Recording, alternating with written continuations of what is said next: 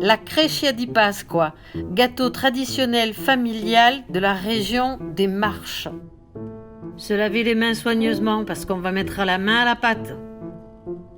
Choisissez une farine pour pâtisserie T45 ou T55. Les œufs, s'ils sont gros, prenez-en 8. S'ils sont moyens ou petits, 10.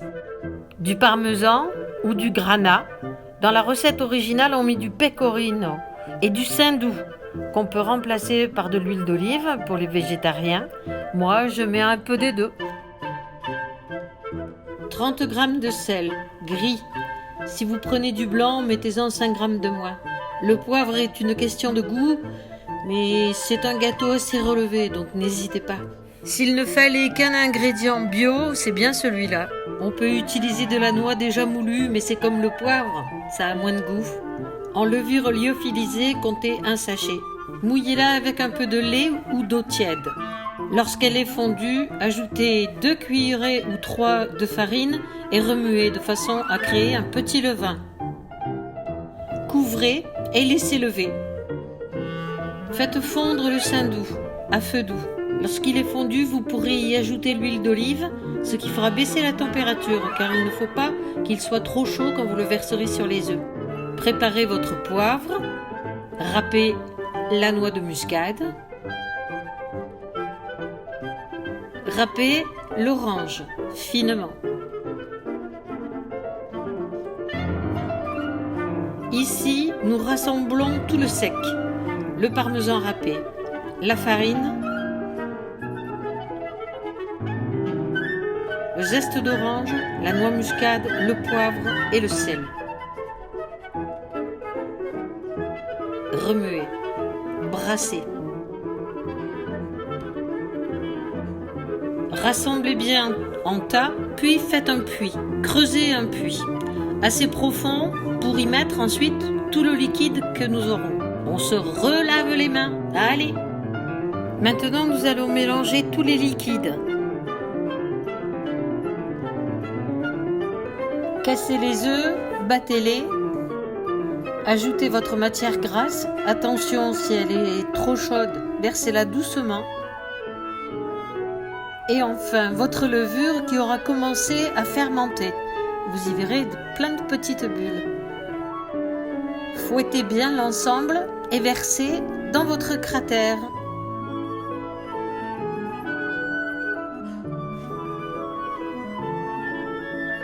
Tournez votre main de façon à rassembler la farine par l'intérieur.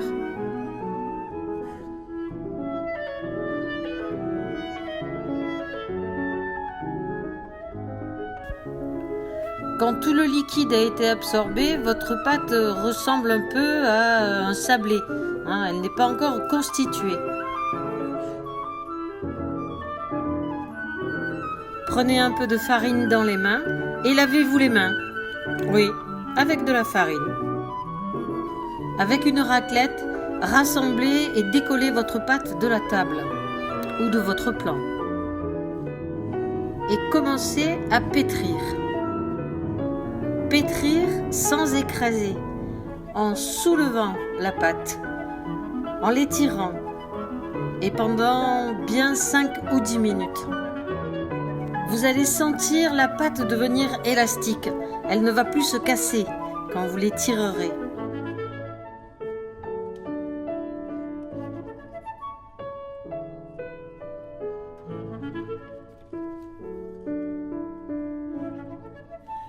Donnez-lui du mouvement.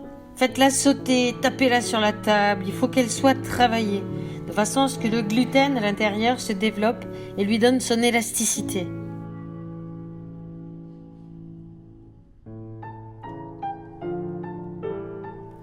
Enduisez vos plats de matière grasse, huile d'olive ou saindoux, ou beurre.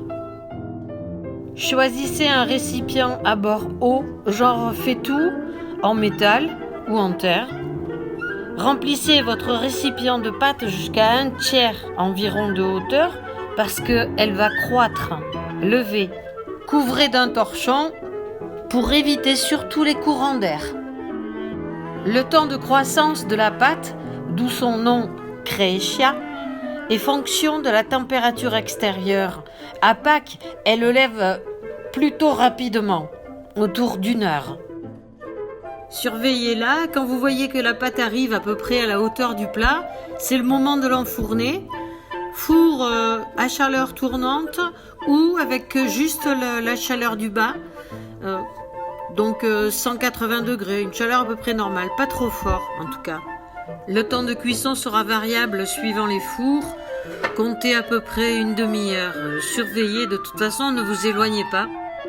La crèche est bonne quand elle a une couleur bien dorée et une croûte bien épaisse, croustillante.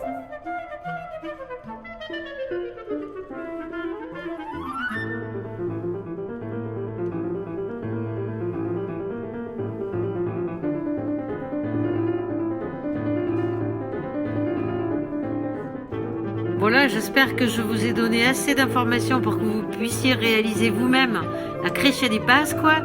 Si vous avez des questions, n'hésitez pas. Bon appétit!